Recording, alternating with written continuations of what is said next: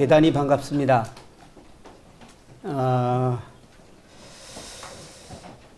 저는 항상 청년들을 보고 있으면 마음이 너무 좋습니다. 제가 청년들을 많이 좋아하는 것 같아요.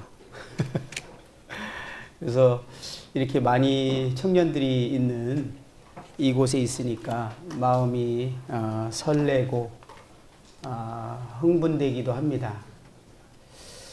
또 그렇게 설레고 흥분되는 이유가 있기도 합니다.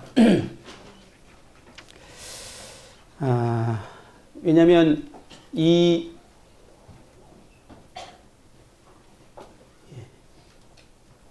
감사합니다. 이 캠프를 통해서 여기 있는 청년들을 산 제물로 드리려고 왔기 때문에 그렇습니다. 여러분들을 하나님께 산 제물로 드리고자 마음을 먹고 왔습니다. 로마서 12장 1절에 보면 그러므로 형제들아 내가 하나님의 모든 자비하심으로 너희를 권하노니 너희 몸을 하나님이 기뻐하시는 거룩한 산 제사로 드리라. 이는 너희가 드릴 영적 예배니라. 하나님이 예배하는 자를 찾고 계십니다. 그리고 우리가 하나님께 산 제사로 드려지기를 원합니다. 하나님께 드리는 제물은 흠이 없어야 되겠죠. 그래서 그리스도의 피로 거룩하게 된 사람들이어야 됩니다. 그리고 하나님께는 가장 좋은 것을 드려야 되는 것이 합당하죠. 나 개인적인 생애에서 내가 가장 좋을 그 시절을, 그 시간을 하나님께 드리는 것이 합당합니다. 하나님은 우리에게 가장 좋은 것을 받기에 합당하신 분입니다. 자, 여러분들한테 가장 좋은 시간은 언제입니까? 지금이에요. 그죠? 여러분들 나이가 더 들어서 충분히 사회생활 다 끝나고 은퇴해서 하나님에서 남은 시간을 살지 좀. 아니면 젊을 때를 다 지내서 이제 결혼해서 어느 정도 안정을 가지고 하나님을 위해서 살지. 이거는 하나님께 대한 모독입니다. 하나님은 여러분에게 그런 것을 받을 분이 아니세요. 하나님은 저와 여러분들이 최상의 것을 드려야 할 분이십니다. 여러분 생애에서 최상의 때는 지금입니다. 제가 여러분만한 청년 때는 모든 것이 하나님이었습니다. 그래서 이 가장 좋은 것을 하나님께 드리고자 하는 간절한 마음이 있었습니다. 그리고 제가 청년들을 좋아하는 이유 중에 또 하나는 청년들의 열정을 제가 아주 좋아합니다. 저는 열정적인 사람을 아주 좋아해요. 주님이 그런 사람을 아주 좋아했습니다. 윌리엄 맥도날드 형제님의 그 책을 보면 제자가 지혜가 없거나 능력이 없거나 그런 것들은 용서받을 수 있지만 열심이 없는 제자는 용서받을 수 없다. 이렇게 기록해놨어요. 제가 그 글을 읽고 심장이 덜컥했습니다. 우리 청년들에게 열정이 없다. 이건 뭔가 문제 있는 것입니다. 제가 청년들을 바라보면서 생각드는 게 하나 있어요. 만약에 여러분들의 주변에 있는 사람들이 여러분들을 보고 정말 그리스도인으로서 매력을 느끼지 못한다면 뭔가 심각한 문제가 있는 것입니다. 그렇죠? 여러분들은 어디 가서도 어디 있든지 매력적이고 사람들의 마음을 끌만한 열정이 있는 사람이어야 합니다. 그런데 오늘날 청년들이 보면 뭔가 잘못 인식하고 있는 느낌이 들어요. 사실을 제가 다 확인해 보지 못했지만 우울해요, 좀. 여러분들은 어떤지 모르지만 제가 보는 청년들은 우울한 청년들이 많아요. 왜 우울하냐면 이 세상에 즐겁고 해야 될 것 참 많은데 부모님이나 뭐 여러 가지 이유, 교회나 여러 가지 이유 때문에 어쩔 수 없이 그런 거는 할 수 없고 버리고 즐거움을 다 포기하고 그냥 왠지 뭐 고난 가운데 살아가는 것처럼 얼굴이 우울합니다. 어쩔 때는 제가 이런 청년을 보면 내가 저렇게 될까봐 예수 믿고 싶지 않다 이런 생각이 들 때도 솔직히 있어요. 여러분 주위에 친구들이 또 주변 사람들이 여러분을 보고 어떤 마음이 들지 한번 생각해보고 나는 어떤 모습으로 보여주고 있는가라는 생각을 해볼 필요가 있습니다. 우리는요, 모든 것들을 버린 사람들이 아니에요, 단순하게. 그냥 버리는 것과 더 좋은 것이 있어서 지금까지 좋았던 것들이 의미가 없는 것과는 많은 차이가 있죠. 그죠?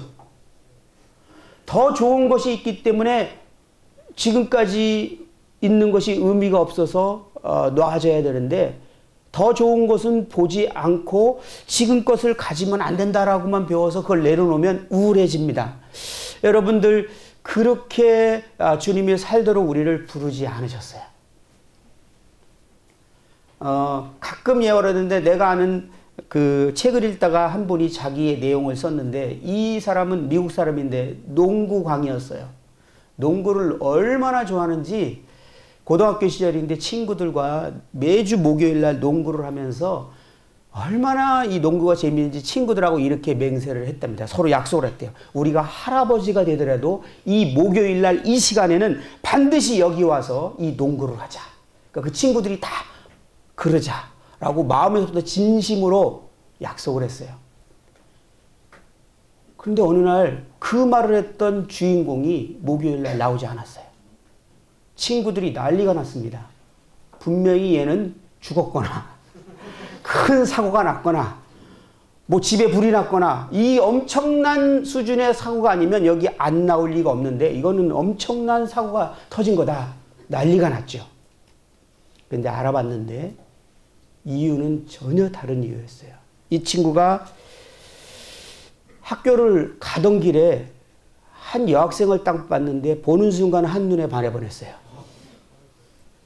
그리고 그 친구에게 프로포즈를 했는데 그 친구가 프로포즈를 받아준 거예요. 그날부터 데이트가 시작됐어요. 목요일 날 뭐 하고 있었죠? 데이트하고 있었어요. 더 좋은 것을 발견했어요. 농구보다 더 좋은 거.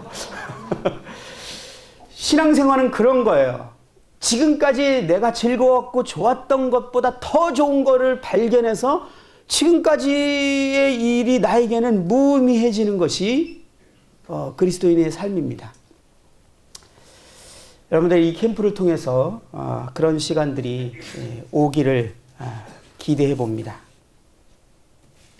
여러분의 질문 한 가지 해볼까요? 이번에 주제가 우리를 성숙하게 변화시켜 주시옵소서. 여러분 성숙하기를 원합니까? 대답이 상당히 제 마음을 불안하게 합니다. 여러분 정말 성숙하기 원하세요? 네. 제가 이렇게 대답하는데 어떻게 대답을 또 안 하겠어요. 그러면 두 번째 질문할게요. 왜 성숙하기 원하죠? 무엇 때문에 성숙하고 싶습니까? 저는 저희 교회 훈련 과정을 신청해서 훈련하는 사람에게 꼭 물어보는 질문 중에 하나입니다. 여러분 여기 왜 훈련을 신청했죠? 이 훈련을 통해서 성숙하려고 하는 목적이 무엇입니까? 왜 성숙하려고 하십니까? 라는 질문을 반드시 합니다.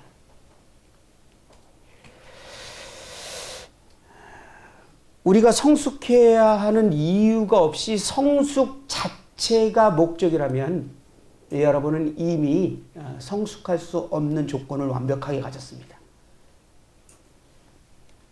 여러분이 아무리 훌륭한 탁월한 교재와 시스템에서 여러분들이 양육을 받고 훈련받지라도 성숙 자체가 목적인 마음으로 그 과정을 갔다면 100% 실패입니다. 그냥 지식을 배우게 될 거고 여러분들은 교만해질 겁니다. 많은 걸 알게 되었으니까. 그건 성숙이 아니에요. 지식은 사람을 교만케 하는 것입니다. 저는 체계적인 성경 공부를 위해서 많은 고민과 시간을 가졌습니다. 그리고 그것을 실행해 보기도 했어요. 그런데 동일한 훈련 과정을 마치고도 결과는 너무나 달랐어요. 동일한 과정을 마쳤는데 정말 변화된 사람이 있는가 하면 똑같은 사람이 있어요. 시작이나 끝이나. 물론 많은 것들을 알았죠. 왜 그런 결과가 나타날까? 라는 문제를 정말 많이 생각해 봤어요. 물론 방법적인 문제도 발견됐지만 그러다가 예수님께서 이 제자들을 훈련했던 그 방법을 보면서 뭔가를 알기 시작했어요. 주님은 이 땅에 계실 때 효과적인 양육의 본을 보이셨습니다.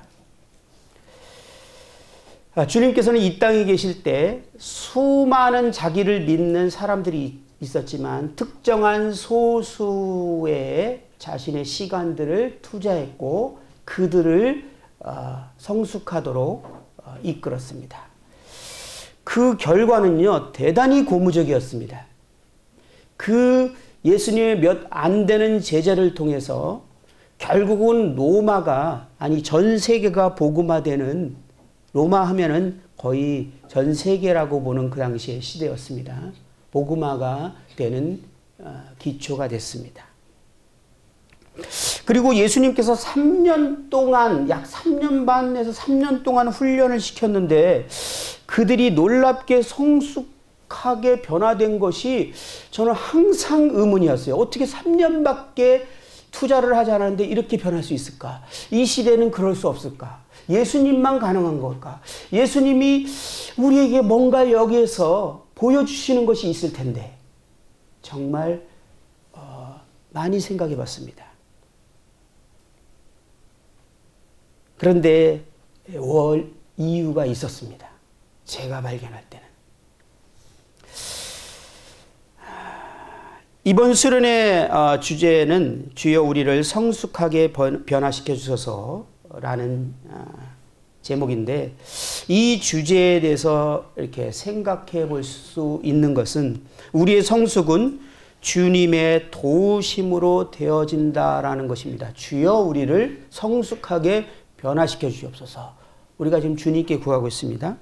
그렇다면 주님께서 누구를, 어떤 사람을 주님께서 성숙하게 변화시켜 줄 것이냐는 거예요. 먼저 이것이 우리에게 되게 중요한 문제입니다. 모든 사람이 성숙하게 변화된다면 우리는 이러한 기도를 할 필요가 없겠죠. 주님은 그 당시에 이 땅에 계실 때도 수많은 자기를 믿는다는 사람들이 있었지만 특별한 소수에게 주님은 자신의 시간을 투자했고 그들을 가르치고 행하게 했고 그들을 세웠습니다. 첫 시간에는 이 주님의 훈련의 대상의 특성과 자질이 무엇이었는가 라는 것에 대해서 좀 시간을 가져볼까 합니다.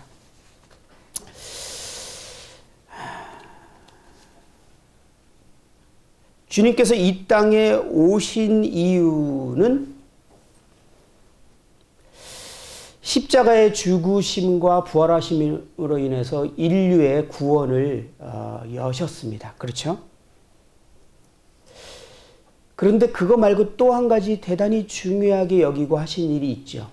그것은 이 땅에 계시는 동안에 제자를 삼고 가르치고 행하도록 준비시킨 일입니다. 만약에 예수님께서, 저는 그런 생각이 없어요. 예수님께서 십자가에 달리고 그 고난과 고초와 멸시와 고통을 다 견디시고 죽기까지 복종하셔서 십자가에서 죽으시고 우리 모든 인류의 구원의 길을 열었어요. 저와 여러분들의. 그런데 그렇게 하시고 제자들은 준비하지 않았어요. 그러면 결과는 저와 여러분은 지금 다 지옥으로 갑니다. 저와 여러분 다 지옥으로 갔어요. 이해가 되십니까? 주님이 그 놀라운 일을 행하셨더라도 그 주님의 하신 일들을 전파하고 또 그것을 계속 전하도록 가르치고 행하도록 훈련되어 있는 사람이 없었다면 저와 여러분들은 결코 이 소식을 들을 수 없었을 것입니다. 그래서 주님께서 이 땅에 계실 때 이 일에 대해서 너무나 깊은 관심을 갖고 계셨어요.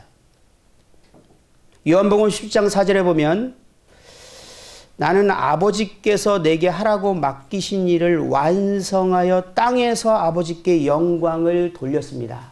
표준 세번역으로 읽어봤어요. 쉽게. 예수님께서 표현하는 표현이 좀 우리의 생각을 약간 의아하게 만듭니다. 나는 아버지께서 내게 하라고 맡긴 일을 완성하였다. 그래서 이 땅에서 아버지께 영광을 돌렸다. 라고 말씀하고 계십니다. 아직 십자가에 달리지 않으셨는데 예수님이 무엇을 하라고 한 일을 완성하셨을까요? 그거는 예수님께서 제자를 준비시킨 것입니다. 주님께서 이 땅에 계실 때 많은 사람들이 주님을 믿고 따라다녔지만 주님께서는 자신이 제자로 삼은 소수의 사람들에게 가장 많은 시간과 마음을 쏟으셨고 그들을 가르치고 훈련시키셨습니다. 그러면 그 제자들은 어떤 사람이기 때문에 주님께서 정말 그들을 성숙하게 변화시키기 위해서 마음을 쓰시고 그들을 투자하고 그들을 결국은 온전한 사람으로 세우려고 주님께서 시간을 투자했을까? 오늘날도 저와 여러분에게 여전히 주님께서는 그렇게 일하시고 역사하실 터인데 그 사람의 특성은 무엇이었는가? 가 궁금해지지 않습니까? 모든 믿는 사람이 아닙니다. 주님이 특별히 택한, 아니 주님이 특별히 기뻐하는 특성을 가진 사람들이었습니다. 그래서 제자들의 특성에 대해서 관심이 생겼어요. 그리고 쭉 살펴보면서 제 머리에 멘붕이 왔어요. 처음에는. 아무리 생각해도 제자들이 인격적으로 엉망진창이었습니다. 너무 문제가 많은 사람들이, 심지어는 여러분만도 못한 것 같아요. 제가 볼 때는 어떨 때는 성경의 장면을 보면 막 야망, 그 다음에 그 욱하는 성격, 요한은요 막 불을 내려서 막 다 죽여버리자는 얘기까지도 하고, 야, 예수님이 그 온유하신 예수님한테 여러 차례 혼났어요. 제자들이. 성격 참 문제가 많았습니다. 소망이 생기죠. 네, 성격 좋은 제자들 없었다. 인격적으로 문제 있다. 자, 두 번째, 성경적인 지식을 제대로 갖고 있는 제자들이 없어요. 더 희망적이네 이건. 여러분, 당시에 뭐 바리새인, 서기관, 뭐 율법사 이런 사람은 아무도 없어요. 성경적인 지식이 별로 없는 사람들이야. 하나같이. 더 희망적이죠? 여러분 점점 가능성이 있어집니다. 세 번째, 조금 전에 우리 찬양인도 하는 형제가 얘기했는데 스펙 엉망입니다. 이야, 이렇게 스펙이 없을 수가 있을까 그래? 물고기 잡고 한 사람만 괜찮았어요. 근데 그들에게 공통된 하나의 특징이 있었다라는 거예요. 그거 뭐냐면 주님에 대한 열정이었어요. 주님은 내가 가르쳐서 그 말씀을 행하게 하고 자신의 뜻을 그를 통해서 이루고자 하는 그 사람을 선택할 때 한 가지를 봅니다. 주님에 대한 열정. 여러분, 그 당시의 인격, 그 당시의 성경 지식, 그 당시의 스펙 전혀 보지 않습니다. 주님에 대한 열정. 왜 그럴까요? 주님에 대한 열정, 주님을 살고자 하는 열정이 있는 사람은 변화시킬 수 있습니다. 제 경험으로 보니까 우리 청년들 중에 주님으로 살기로 뜨거운 형제들은 문제점을 제가 잡아주면요, 고쳐나가요. 왜? 주님에서 쓰임받고 싶으니까. 나의 이 문제가 주님이 사용하지 못할 문제가 된다면 그 문제를 지적받을 때 기꺼이 고치고자 노력합니다. 근데 주님께 헌신하지 않은 형제에게 만약에 너 이거 인격적으로 문제 아니야? 그러면 그 다음 결과가 어떻게 됐겠죠? 다음 주부터 안 보일 겁니다. 실족해버릴 거예요. 그 대가를 치르기 위한, 그것을 고치기 위한 대가가 적은 것이 아니거든요.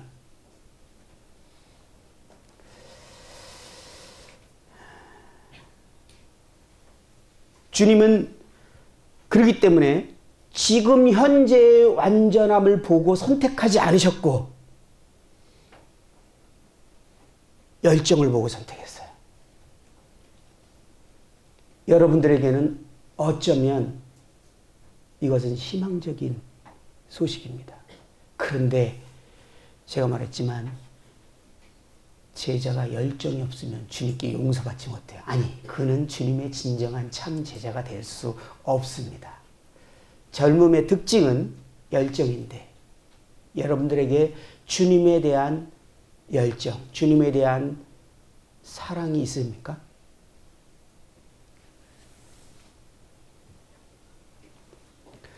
한 유명한 그 선교단체는 선교사를 뽑을 때 분명한 조건이 하나 있었어요. 많은 사람들이 난 이렇게 저렇게 선교를 하겠습니다. 당신은 왜 선교를 추천합니까? 이 질문처럼 당신은 왜 성숙하려고 그러죠? 라는 질문. 당신은 왜 선교를 하려고 그러죠? 라고 질문했을 때 그 사람이 잃어버린 영혼, 주님께서 맡기신 사명 다양한 걸 낼 때 그는 만족하지 못합니다. 질문한 분은. 근데 한 가지 질문을 원해요. 주님을 사랑하기 때문에 결정했습니다. 그는요, 순교까지 갈 수 있는 사람입니다. 주님을 사랑하는 이 열정이 성숙하게 변화되는 가장 중요한 기본적인 조건입니다.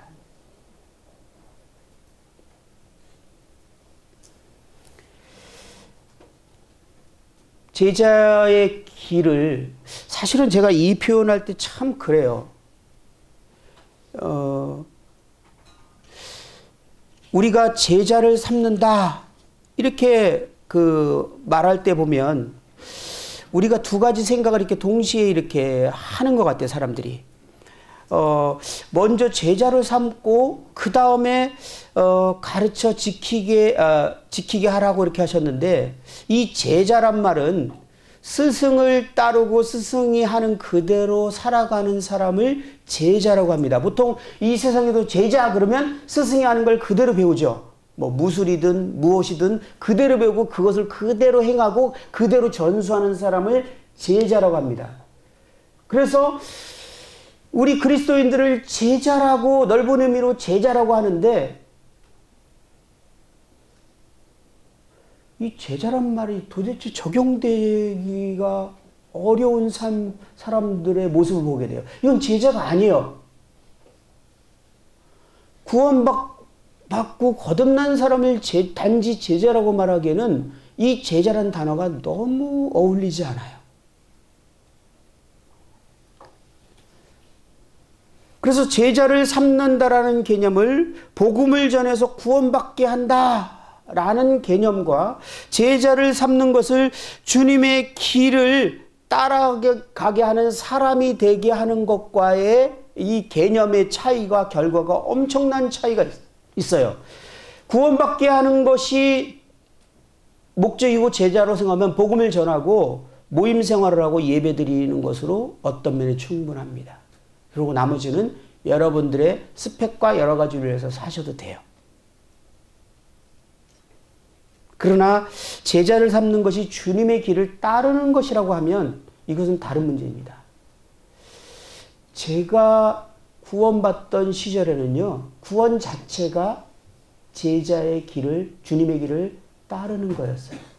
근데 어느 때부턴가 이게 바뀌어버리니까 이게 두 가지 의미 같은 개념이 돼버렸어요. 이건 대단히 비성경적인 개념이 와버린 거예요.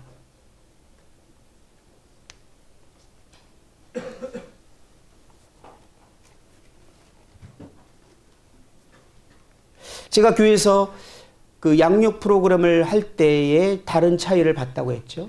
이 제자의 삶은 선택입니다. 자원함이에요. 근데 이 제자의 삶을 살기로 결정하고 양육과 훈련을 시작한 것과 그것을 결정하지 않고 그냥 양육을 시작한 것과는 정말 하늘과 땅처럼 다른 결과가 나온다는 사실을 이제 확실히 이해했습니다.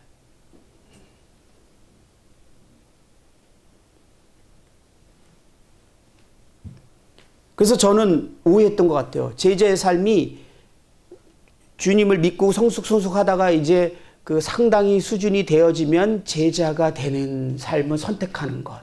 이거는요, 저의 착각이었어요.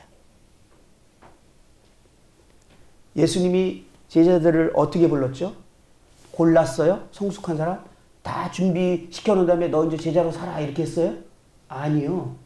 조금 전에 말씀드렸지만 먼저 모든 것을 버리고 날 따르라. 베드로와 안드레는 주님이 날 따르라 할 때요. 그들은요. 그물을 버려두고 예수님을 따랐습니다. 야고보와 요한이요. 심지어는 배와 아버지를 버려두고 예수님을 따랐어요. 아버지를 버리고. 먼저 주님을 따르기로 결정하는 게 먼저입니다. 마태는요, 엄청나게 좋은 수입을 포기하고 주님을 따르기로 모든 걸 다 버리고 결정했어요. 그리고 그들을 주님이 가르쳐 행하게 하셨다는 거예요.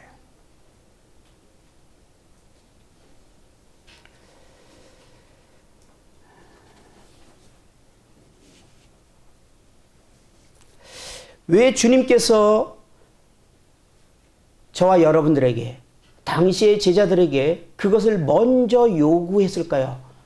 나를, 모든 것을 다 버리고 나를 따르라. 나를 최우선으로 여겨야 된다. 이 주님의 삶과 가르침의 내용을 보면 우리는 금방 이해할 수 있게 됩니다. 제자들의 표식이 뭐죠? 제자들의 표식. 세상 사람들이 딱 보면 아, 저 사람은 예수님의 제자구나 라는 표식. 뭐예요? 성경에는 너희가 서로 사랑하면 사람들이 내 제자인 줄 알리라 이렇게 얘기했어요. 그죠? 제자의 표식이에요. 너희가 서로 사랑하면. 예수님께서 제자들에게 사랑할 것을 참 많이 말씀하셨어요. 심지어는 원수도 사랑할 것을 말씀하셨어요. 그런데 이것이 제자들만 가능하다는 거예요. 이 사랑이. 주님의 제자가 되지 않고서는 주님의 말씀을 행하거나 순종할 수 없습니다. 불가능해요. 결코 가능하지 않아요. 모든 것을 버리고 주님을 따르기로 결정하고 주님을 최우선으로 결정해서 그것을 선택하지 않는 사람은 이 성경에 나오는 말씀을 그 누구도 그대로 실행할 수 없다라는 거예요. 물론 성경의 기준을 내려서 실행을 합니다. 우리가. 이게 심각한 오늘날의 문제죠. 성경에서 사랑하라 라는 말의 개념을 잠깐 살펴보면 요한일서에 자세히 한 예로 나오죠. 요한복음 3장 16절 17절에 보면 이렇게 말했어요. 그가 우리를 위하여 목숨을 버리셨으니 우리가 이로써 사랑을 알고 우리도 형제를 위하여 목숨을 버리는 것이 마땅하니라. 이게 사랑이에요. 사랑이 뭐라고 생각했어요? 지금 여러분들이 옆에 보면서 또 함께 동료들 사랑하는데 그를 위해서 내가 죽는 거예요. 그게 표현을 뭐라고 하냐면 마땅하다. 이어지는 17절에 뭐라고 써있죠? 누가 이 세상의 재물을 가지고 형제의 궁핍함을 보고도 도와줄 마음을 닫으면 하나님의 사랑이 어찌 그 속에 거하겠느냐. 자녀들아, 우리가 말과 혀로만 사랑하지 말고 행함과 진실함으로 하자. 사랑은요, 상대의 피로를 채우는 겁니다. 하나님은 우리를 사랑해서 우리의 피로가 뭐죠? 영생이었어요. 그래서 우리의 피로를 위해서 그분은 피로를 채우기 위해서 죽으신 거예요. 그리고 우리는 영생을 얻게 된 거예요. 우리의 절대적인 필요였어요. 사랑은 상대의 필요를 채우는 거예요. 그래서 상대가 필요한 것들을 하나님께서 나의 주신 모든 걸로 채우는 것이 성경에서 말하는 사랑입니다. 사랑해요? 사랑해요? 이게 아니고 사랑해요 이거 아니고 아니고는 아닙니다. 말과 혀로만 하지 말라 그러면 말도 하라는 거니까.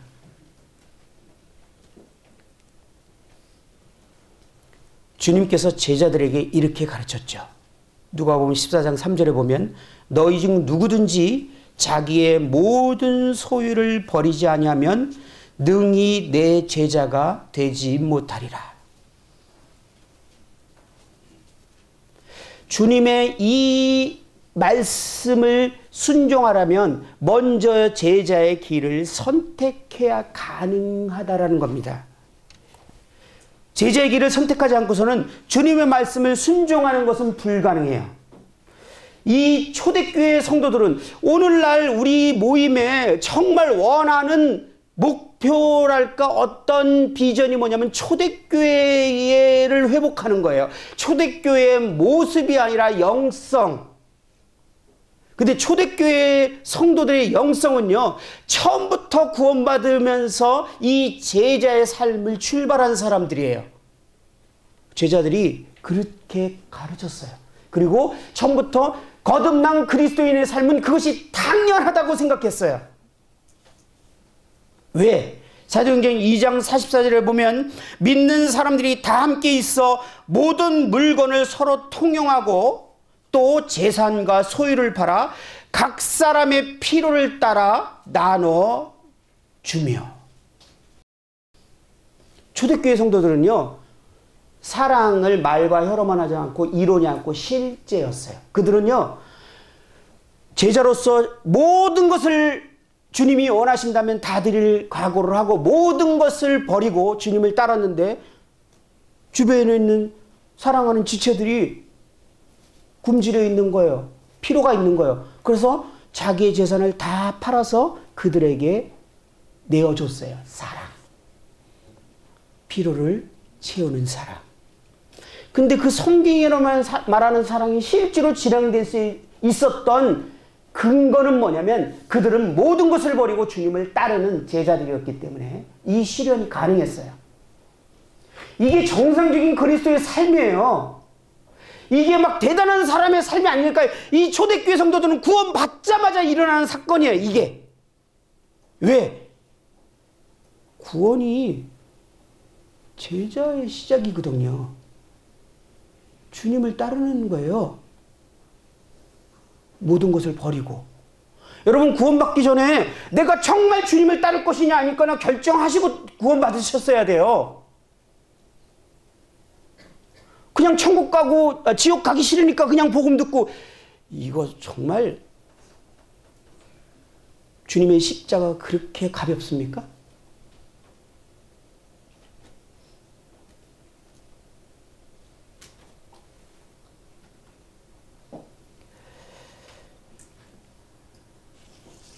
사도행전 4장 32절을 보면 믿는 무리가 한 마음과 한 뜻이 되어 모든 물건을 서로 통용하고 자기의 재물을 조금이라도 자기 것이라 하는 자가 하나도 없었더라. 그 중에 가난한 사람이 없었으니 이는 밭과 집 있는 자는 다 팔아 그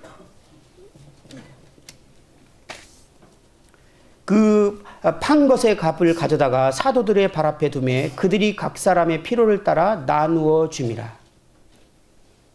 그들은 모든 것을 버리고 주님을 따르기로 한 선택한 제자들이었습니다. 그렇기 때문에 그들은 실질적인 사랑의 계명을 순종할 수 있었고 믿지 않는 사람이 그들을 보고 칭송했어요. 그들은 진짜 제자다. 그들은 진짜 제자다. 그들은 그리스도인이다. 그리고 이어지는 내용은 구원받는 사람들이 날마다 더하더라. 교회는 이것을 회복해야 돼요. 여러분부터 시작해야 돼요.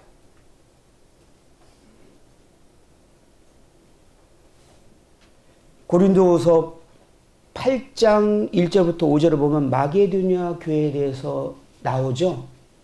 고린도후서 8장 1절부터 5절입니다. 형제들아 하나님께서 마게도냐 교회들에게 주신 은혜를 우리가 너희에게 알리노니 환난의 많은 시련 가운데서 그들의 넘치는 기쁨과 극심한 가난이 그들의 풍성한 연보를 넘치도록 하게 하였느니라.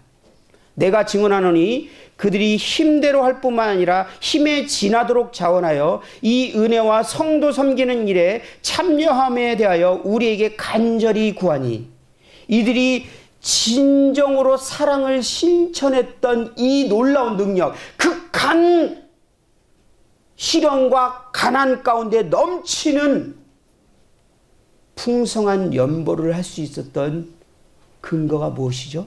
5절에 나왔습니다. 우리가 바라던 것뿐만 아니라 그들이 먼저 자신을 주께 드리고 또 하나님의 뜻을 따라 우리에게 주었도다. 마게도냐 성도들은요, 먼저 자신을 주께 드렸어요. 주님의 먼저 주께 드렸다는 것은 갑자기 구원받자마자 재산을 다 드렸다는 게 아니라 정말 마음으로서 주님을 따기로 결정했고 모든 것들을 주님이 원하면 다 내어줄, 모든 것들을 주님께 내어준 상태에서 주님을 따랐어요. 자기 생명까지. 그런데 다른 교회 성도들이 가난의 가운데 빠져 있어요. 그들의 필요가 있어요. 근데 자기들도 엄청난 가난 가운데 그것도 막 핍박을 받고 있는 상황에서도 그것의 사랑에 동참할 것을 간절히 바울에게 원해서 그것을 합니다. 그들은 자신을 예배 주께 드리는 사람들이에요. 초대교회 성도들의 영성은 우리와 현저하게 다른 영성의 첫 번째는 그들은 참 제자였어요. 그들은 제자였어요.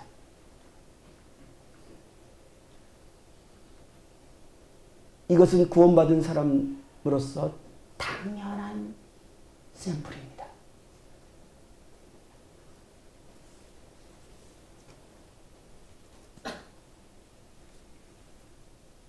제자의 삶은 안락한 삶을 포기한 삶이에요.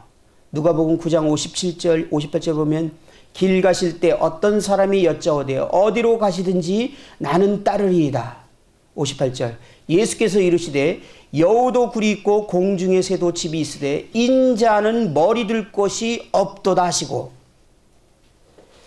마게도냐 성도들이 많은 환난과 시험과 극한 가난 가운데서도 주님의 계명인 서로 사랑하라는 말씀을 실천할 수 있었던 것은 그들이 주님의 제자의 삶을 가고 있었기 때문에 그랬습니다. 특별히 2절에 보면 환난의 많은 시련 가운데서 그들이 넘치는 기쁨이 있었다라고 이렇게 표현하고 있는데, 그들이 어떻게 환난의 많은 시련 가운데서 넘치는 기쁨이 있을 수 있을까? 여기에는 뭔가 사람의 능력을 뛰어넘는 그 어떤 힘이 작용하고 있음을 우리는 직감할 수 있죠. 이것은요, 제자들의 특권이었어요. 제자들은 다른 사람이 경험하지 못하는 특별한 경험을 할 수 있었습니다. 예수님께서 제자들하고는 항상 함께 했습니다. 그죠? 그분이 십자가에 달리시는 그 순간까지 제자들과 예수님은 먹고 자고 24시간 함께 했어요. 오늘날 제자들에게 이것을 적용하면 뭡니까? 주님의 제자기를 선택한 사람은 항상 주님의 그 임재 의식 가운데 살아갈 수 있는 특권을 누린다는 거예요. 이것은 제 경험으로 봐도 분명합니다. 우리가 모든 것을 주님께 버리고 따라갈 때 주님이 나와 함께 계신다라는 그 강력한 임재 의식은요, 정말 세상이 감당치 못하는 우리 안에 내적인 평안과 기쁨이 있어요. 이거는 세상이 알 수 없는 영역이에요. 그리고 예수님께서 군중들에게 말씀을 전할 때 꼭 비유로 전했어요. 풀어주질 않아. 군중들은 그냥 비유로 듣고 저게 뭔 소린가 한 다음에 끝나고 나서 제자들을 따로 이렇게 앉혀놓고 이 비유를 쫙 풀어서 얘기해요.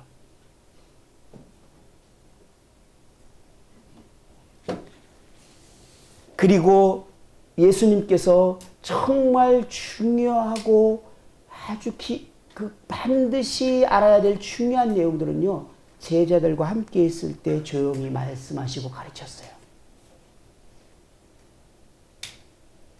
주님의 길을 가는 사람들은, 오늘날 주님의 길을 가는 사람들은 이렇게 주님께서 나와 함께 하심과 주님의 음성과 주님의 실질적인 성경의 조명과 가르침들을 경험하게 된다는 겁니다.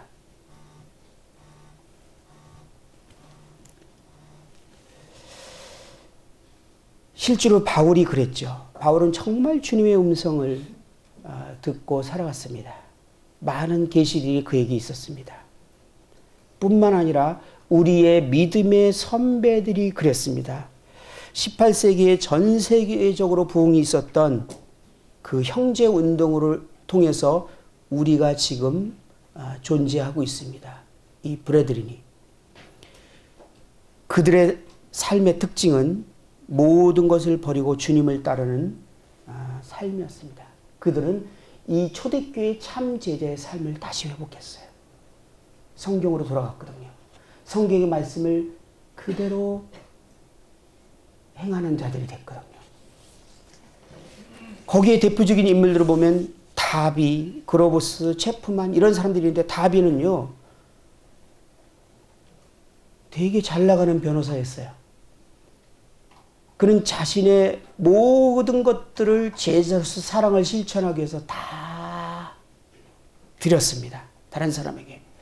그리고 다비를 목격한 사람들의 증언을 보면 그의 모습은 축 처진 얼굴, 남루한 옷, 충혈된 눈, 덥수룩한 수염이 그의 모습이었다라고 증언되어 있습니다. 그는 정말 잘 나가는 변호사였어요. 그로버스는요, 엄청나게 부유한 집의 치과 의사였어요. 그리고 체프만은 부유한 귀족 출신이었어요. 근데 그들은 주님을 위해 모든 것을 드렸고 맡긴 일을 주님께 의탁했으며, 만약에 누군가에게 계란 후라이 하나와 따뜻한 우유를 대접받는다면 최고의 만찬으로 여겼다는 겁니다.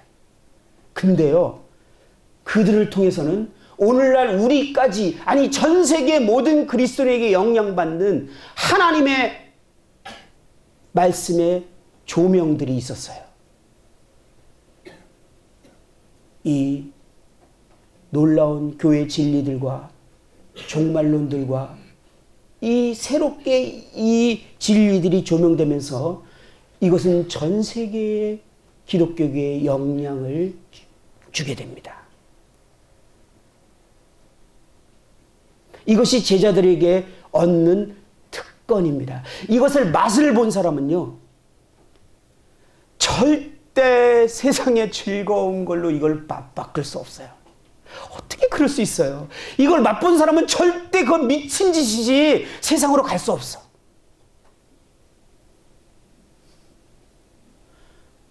여러분, 이 길 한번 가보고 싶지 않으세요?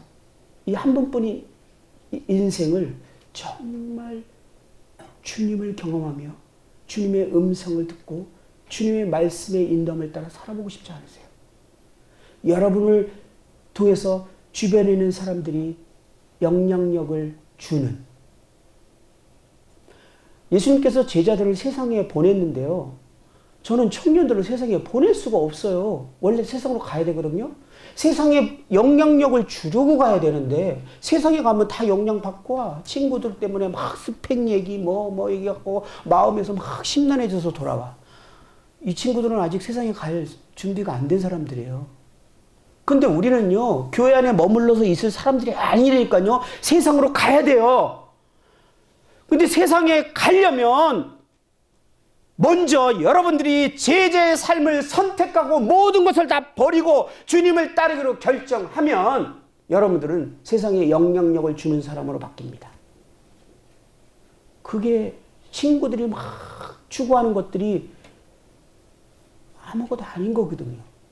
여러분들이 만약에 여러분도 똑같이 스펙을 추구하고 있어서 적당히 안전 가운데 살아가면서 교회 생활도 하고 이렇게 한다면 믿지 않는 사람들이 볼 때 똑같은 걸 추구하고 있단 말이에요. 근데 자기들이 훨씬 낫단 말이에요. 여러분들한테 따라가고 싶은 마음이 뭐가 있죠?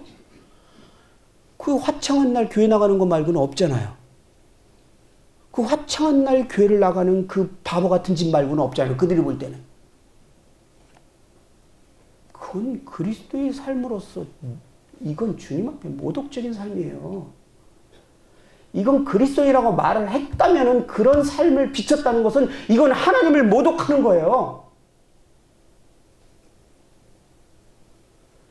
이 초대교회 성도들, 아니 우리 믿음의 형제들은 누가 봐도 그들은 도전적이었고 감히 범접할 수 없었고 그들이 저렇게 살아가는 데서 있어도 그들이 마음 가운데 있는 평안과 기쁨이 도대체 무엇인지 궁금해서 물어봤단 말이에요. 그래서 너희 안에 있는 소망을 묻거든 항상 얘기할 것을 대비하라.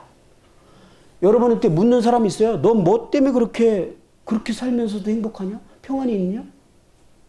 그 물음이 여러분에게 없다면요, 지금까지는 실패했습니다. 그리스도인으로서 정상적인 삶을 살지 못한 거예요. 분명합니다. 그러나 이것은 우리에게 가능한 삶이에요. 무엇이 필요하죠? 단 하나? 그러한 길을 가기로 선택하는 것. 주님이 다른 거 요구하지 않습니다. 그 다음은 주님이 하십니다. 주님은요, 그런 사람이 너무나 필요해요. 지금 주님 편에서 너무 그런 사람이 없어요. 그래서 우리가 주님을 따라 살기로 결정하면 주님은 그 사람과 동행하고 그를 가르치고 행하도록 주님이 온통 시간을 투자할 것입니다. 주님은 제자들과 이 땅에 계시면서 그렇게 하셨어요. 그리고 오늘날도 주님을 따르기로 한 제자들에게 주님은 그렇게 하고 계세요.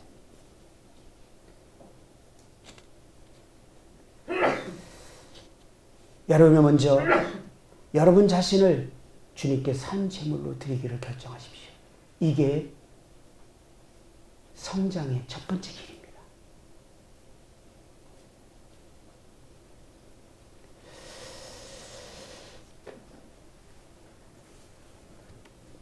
근데 그런 질문이 있죠. 꼭 그렇게까지 극단적으로 결정하고 살아야만 하는가? 적당히 살 길은 없는가? 그리고 그렇게 해야 꼭 해야 되는가? 왜 반드시 그렇게 해야 되는지는 다음 시간부터 그 이유를 교제하겠습니다. 첫 시간 마치겠습니다.